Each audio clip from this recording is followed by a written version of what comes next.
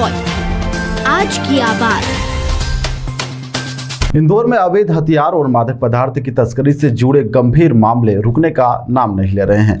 इसी में एक ताजा मामला फिर सामने आया है, जहां पर पुलिस ने खेत की जमीन में छुपा कर रखे हुए अवैध हथियारों को बरामद किया है और एक युवक को भी गिरफ्तार किया गया है। दरअसल इंदौर सहित आसपास के जिलों में अवैध हथियारों की कई फैक्ट्रियां संचालित हो रही है। इन अवैध हथियारों का उपयोग सौहार्द और एकता बिगाड़ने के साथ ही आपराधिक घटनाओं में भारी मात्रा में इसका उपयोग भी किया जाता है। वहीं पर इसी के तहत पुलिस के द्वारा पिछले कुछ दिनों पहले जितेंद्र नामक एक युवक को पकड़ा गया था। उससे फायर आर्म्स बरामद किए गए थे, जिससे पूछताछ में खुलासा हुआ कि वह भानपुर के रहने वाले गुरुवचन सिंह से अवैध हथियारों की खेप की सप्लाई करता है। इसके बाद में उसे रिमांड पर लेकर लगातार पूछताछ की गई तो कई चौंकाने वाले खुलासे हुए कि उसने खेत में इन सब अवैध हथियारों को छुपा कर रखा हुआ है, जिसके बाद में एक जिंदा कारतूस और अवैध हथियार यहां से जब्त किए गए हैं। बताया जा रहा है कि एक देसी कट्टे को बनाने के लिए 3 से 4 घंटे का उपयोग कर 3000 रुपये में यह बनकर तैयार हो जाता है, जिसे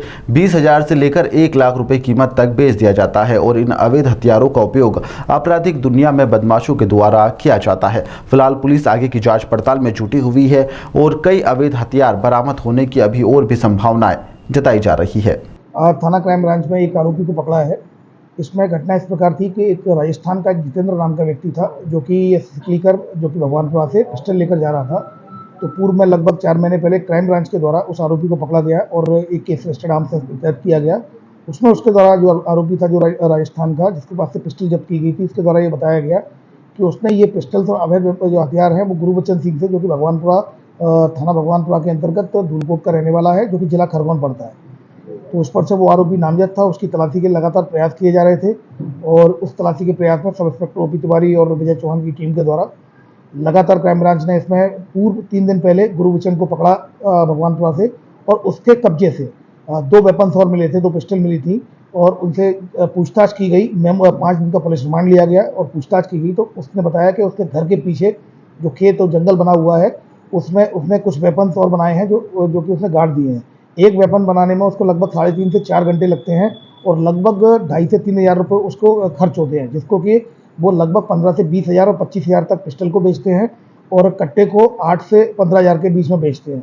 तो इसमें इसकी निशानदेही पर पुलिस रिमांड पर था। उसमें भगवानपुरा उसके जो निवास धूलकोट निवास स्थान से घर के पीछे से जो खेत है वहाँ पर उसने वेपन्स गाड़ के रखे थे।